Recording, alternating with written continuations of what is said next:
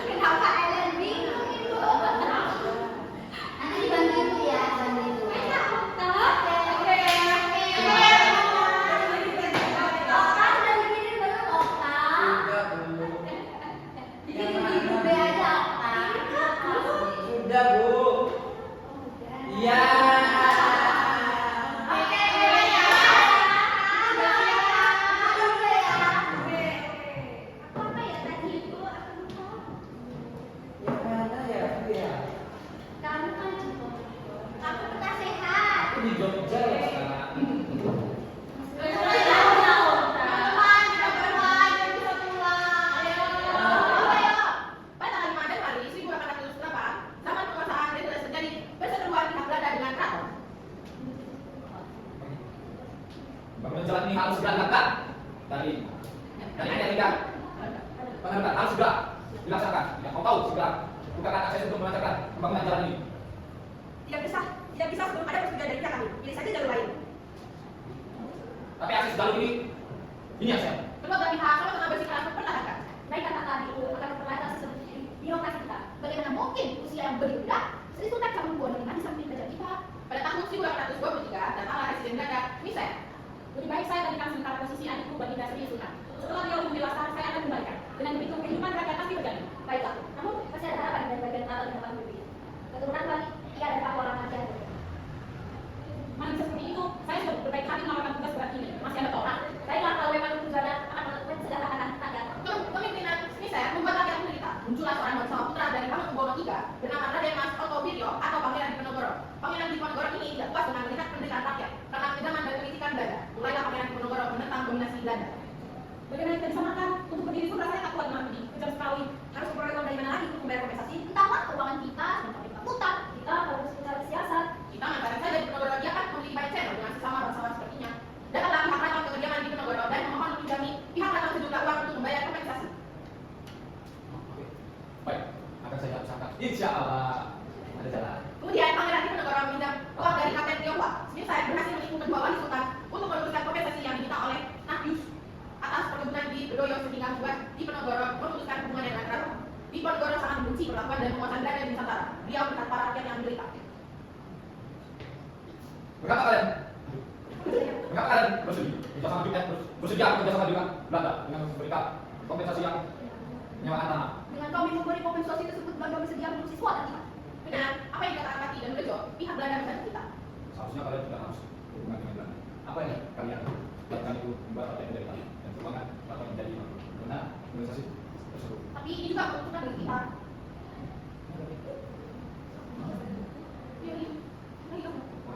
Nah, apa saja keuntungan yang kalian dapatkan itu? Banyak sekali, tapi tidak bisa sebutkan satu-satu. Menjelaskan tentang bersama dengan Belanda. Setelah konflik itu terjadi, akhirnya Pangeran Diponegoro memutusnya hubungannya dengan pihak keraton. Akhirnya Pangeran Diponegoro melakukan perlawanan dengan membatalkan kerja kuasa pada Mei 1985 agar petani di Tegal Rejo dapat membeli senjata dan makanan.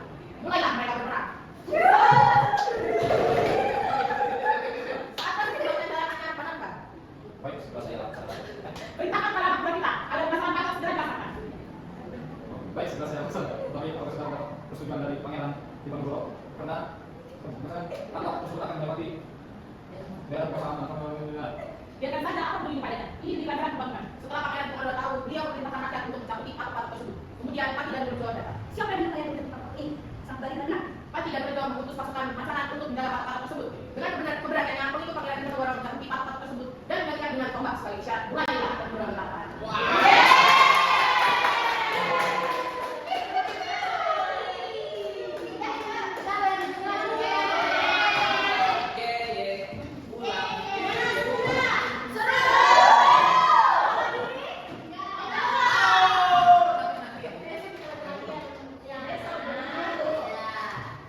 Dari permainan perang tadi, apa sih yang didapat dari anak-anak? wow. Ah, Apa ya?